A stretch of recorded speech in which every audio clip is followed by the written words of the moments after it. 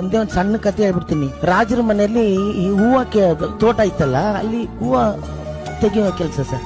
ಮಲ್ಲಿಗೆ ಹೂಗಳೆಲ್ಲ ಕಿತ್ಕೊಂಡ್ಬಂದು ರಾಶಿ ಮಾಡಿ ಅದನ್ನ ತಗೊಂಡ್ಬಂದು ರಾಜನ್ ಕೊಟ್ರೆ ರಾಜ ಬೇಷ್ ಅಂತೇಳಿ ಆ ಮಲ್ಲಿಗೆನೆ ರಾಜ ರಾಣಿಗೋ ಇಲ್ಲ ದೇವರಿಗೋ ಯೂಸ್ ಮಾಡ್ತಿದ್ದ. ಒಂದ್ಸಲಿ ಹೂವ ಕಿತ್ಕೊಂತ ಇದ್ರಂತೆ, ಕೇಳ್ತಾ ಇದ್ರೆ ಒಂದ್ ಸ್ವಲ್ಪ ನನ್ನ ಹೆಂಡತಿ ತಗೊಂಡ್ರೆ ಹೆಂಗಿರುತ್ತೆ ಇದನ್ನ ಪ್ಲೀಸ್ ಇರೋ ರಾಜನ್ ಕೇಳೋಣ, ಹಂಗ್ ಕಳ್ತನ ಮಾಡಕ್ಕಾಗಲ್ವಲ್ಲ ಅಂತೇಳಿ ಬುಟ್ಟಿ ತಗೊಂಡೋಗಿ ರಾಜನ್ಗೆ ರಾಜ ಒಂದೊಂದು ಸಣ್ಣ ಏನೋ ಒಂದು ಬಗ್ಸೆ ಹೂವ ಕೊಡಿ ನನ್ನ ಹೆಂಡತಿಗೆ ತಗೊಂಡೋಗಿ ಅದಕ್ಕೆ ನಾನು ತಗೊಂಡೋಗು.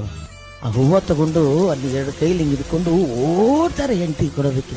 ಜೋರು ಮಳೆ, ಅಲ್ಲೆಲ್ಲ ಒಂದು ಹೊಂಡದಲ್ಲಿ ಆ ನೀರಲ್ಲಿ ಕಾಲಿಟ್ಬಿಟ್ಟು ಬಿದೋಗ್ತಾರೆ. ಅಲ್ಲಿ ಬಿದ್ರೆ ಹೂವ ಎಲ್ಲ ನೀರಲ್ಲಿ ಬಿಡುತ್ತೆ, ಕೊಚ್ಚಿ ನೀರಲ್ಲಿ. ಆದ್ರೂ ಬಿಡಲ್ಲ ಅವರು. ಮಳೆ ಬರ್ತಾ ಇದೆ, ಆ ಹೂವನ್ನೆಲ್ಲ ಪಾಪ ಒಂದೊಂದೇ ಬಿಡಿಸಿ ಎಲ್ಲಾನು ತಿರುಗಿ ಮಾಡಿ ಕೈ ತಗೊಂಡು ಓಡ್ತಾರೆ ಮನೆ ಮುಂದೆ.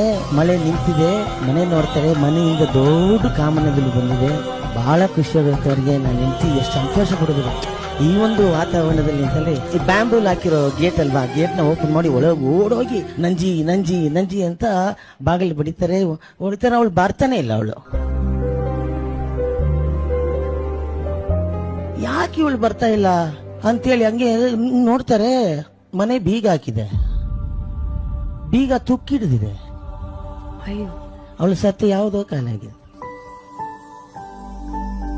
ಅಲ್ಲಿ ಅವರು ಕಣ್ಣಲ್ಲಿ ನೀರು ಹಾಕೊಂಡು ಆ ಮಲ್ಲಿಗೆನೆಲ್ಲ ತಗೊಂಡೋಗಿ ಹಿತ್ತಲ ಕಡೆ, ಅವಳ ನೆನಪಲ್ಲಿ ಅವಳ ಸಮಾಧಿ ಹಿತ್ತಲಲ್ಲಿದೆ, ಅಲ್ಲಿ ಹಾಕ್ತಾರೆ. ಯಾರಾದ್ರೂ ಈ ರೇಂಜ್ಗೆ ಒಂದು ಹೆಂಡತಿನ ಪ್ರೀತಿಸೋದು, ಆಮೇಲೆ ಆ ನೆನಪುಗಳಲ್ಲೇ ಅವ್ರ ಜೀವನ ಮಾಡ್ತಾ ಇದ್ದಾರೆ. ಮತ್ತೆ ಬರ್ತಾಳೆ ಅನ್ನೋದು. ಅದಕ್ಕೆ ಅವ್ರು ಹೇಳಿದ್ರು ಹಗಲೋರತ್ತೆ ರಾತ್ರಿ ಬಂತಂತ ಅಂಜಬೇಡ, ರಾತ್ರಿ ಮುಗಿದ್ಮೇಲೆ ಆಗ್ಲಿ ಬಂದೇ ಬರ್ತೆ, ನೀನ್ ಬಂದೇ ಬರ್ತೀಯ, ಅದೇ ನನ್ ಗಂಜಿ ಅಂತಾರ ಅವರು.